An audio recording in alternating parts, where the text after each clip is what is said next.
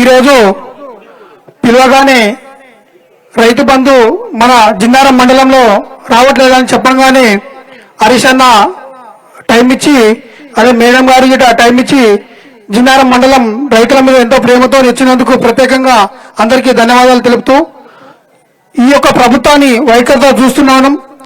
ఇంతకు ముందున్న 2014లో రైతుల బాధ ఎట్లా ఉండనో ఇప్పుడు ఈ 18 నెలల్లో సేమ్ అదే గదికి తీసుకురావడం జరిగింది.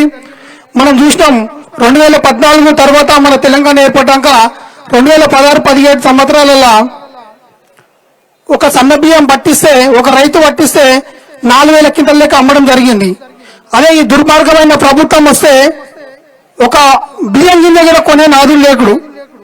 అందరు రైతులు ఎంత బాధపడుతున్నారో తెలుసు, నాకెడు తెలుసు. నేను కూడా ఒక రైతుని. నేను సుమారు ఒక 50 క్వింటల్ పండిస్తా. 50 క్వింటల్ అట్లనే పురుగుబడి పోయిన ఆనకాలం ఈ ఆనకాలం మొత్తం అట్లా పురుగుబడి నాశనం అవుతున్నాయి. కొనే నాదులు లేడు అసలుకే.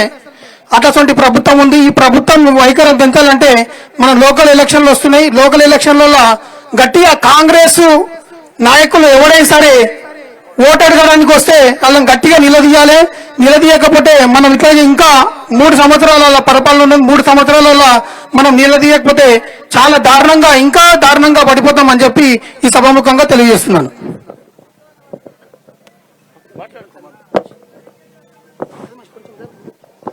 సభకు నమస్కారం. ఈరోజు జిన్నారం మండలంతో పాటు 4 మండలాల పడంచేరు కాన్స్టిట్యూన్సీ రైతు బంధు రాలేదని తెలియగానే మన యొక్క నాయకులు ఈ యొక్క ధర్నా కార్యక్రమాన్ని పిలుపునిచ్చిన వెంటనే ఈ యొక్క కార్యక్రమానికి వచ్చినటువంటి కాన్స్టిట్యూన్సీ నాయకులకు, అదేవిధంగా ముఖ్య అతిథిగా ఇచ్చేసినటువంటి సునీతా లక్ష్మారెడ్డి అమ్మ గారికి, అదేవిధంగా నాతో పాటు సర్పంచ్లకు, ఎంపీటీసీలకు, అదేవిధంగా రైతులకు, ముఖ్యంగా మన జిన్నారం మండలం రైతులకు అందరూ కూడా పేరు పేరున ప్రత్యేక ధన్యవాదాలు తెలియజేస్తున్నాను. ఒకప్పుడు రోని మురుగశీల తొలకరిలో వర్షాలు పడితే భూమిలో నుండి ఎలాంటి సువాసన వస్తుండేనో రోని మురుగశీల వచ్చిందంటే రైతుల మొక్కలు ఒక సంతోషం ఉంటుంది. కేసీఆర్ పాలనలో ఎకరాకు 10,000 రూపాయలతో పడి రైతులు ఎప్పుడు వ్యవసాయం చేయాలని ఆతృతగా ఉండే. కానీ గత 18 నెలలుగా కాంగ్రెస్ గవర్నమెంట్ వచ్చి నుంచి రైతులలో ఒక నిరాశ, నిస్పృహత ఏర్పడింది. పోయిన ఆనకాలం వానలప్పుడు పడితే గ్రామ సభలు పెట్టి ప్రజాపాలన అని చెప్పేసి ఎంతమంది భూములు ఉన్నాయి, ఎన్నేళ్ళు పంట పండిస్తున్నారని లెక్కలు చెప్పి ఆనకాలం ముంచేసిండు. మొన్న యాసంగిలో మోడల్ విలేజ్ అని చెప్పి ఏదో ఒక మండలంలో ఒక విలేజ్ ని మోడల్ విలేజ్ ఎంచుకొని అక్కడ ముంచేయడం జరిగింది. ఇదే విధంగా గతంలో కేసీఆర్ పాలనలో ఏవి కూడా అంతలేవు, రేషన్ కార్డులు వస్తలేవు, అన్ని చెప్పి బట్టరాజు మాటలు చెప్పి నువ్వు రావడం జరిగింది. ప్రజలు నమ్మిరు, నీ యొక్క నమ్మకమైన మోసపుచ్చ మాటలు నమ్మి నీకు ఓట్లు వేయడం జరిగింది. కానీ ఈ రోజు నువ్వు రైతులకు పంగనామాలు పెట్టావు. గతంలో నీకు ఫ్యూచర్ బుద్ధి చెప్పక తప్పదు. ఒకటే తెలియజేస్తున్నాం, గతంలో కూడా కేసీఆర్ పాలన ప్రజలు ఎంత సంతోషంగా ఉన్నారో నీ యొక్క పాలన ప్రజలు సంతోషంగా లేరు.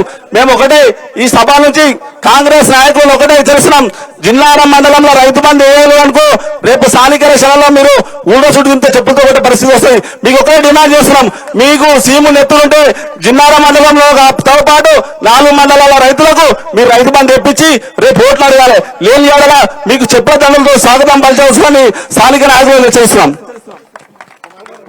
హరీష్ అన్న దగ్గరకు వచ్చిండు, వాయిలాలు దాటిండు.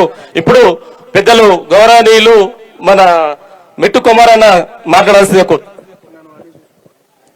సభ అధ్యక్షులు జిన్నారం మాజీ సర్పంచ్ వెంకటేశం గౌడ్ గారికి, అదేవిధంగా రైతు భరోసా నిధుల మీద ఈ కార్యక్రమాన్ని ఏదైతే ఏర్పాటు చేసినామో ఈ కార్యక్రమానికి ముఖ్య అతిథిగా విచ్చేసినటువంటి గౌరవనీయులు పెద్దలు మాజీ మంత్రివర్యులు మన నర్సాపూర్ శాసనసభ్యులు సునీతా లక్ష్మారెడ్డి గారికి, అదేవిధంగా పటాన్చెరు నియోజకవర్గం ఇన్ఛార్జ్ అయినటువంటి ఆదర్శ్ రెడ్డి గారికి, దానితో పాటు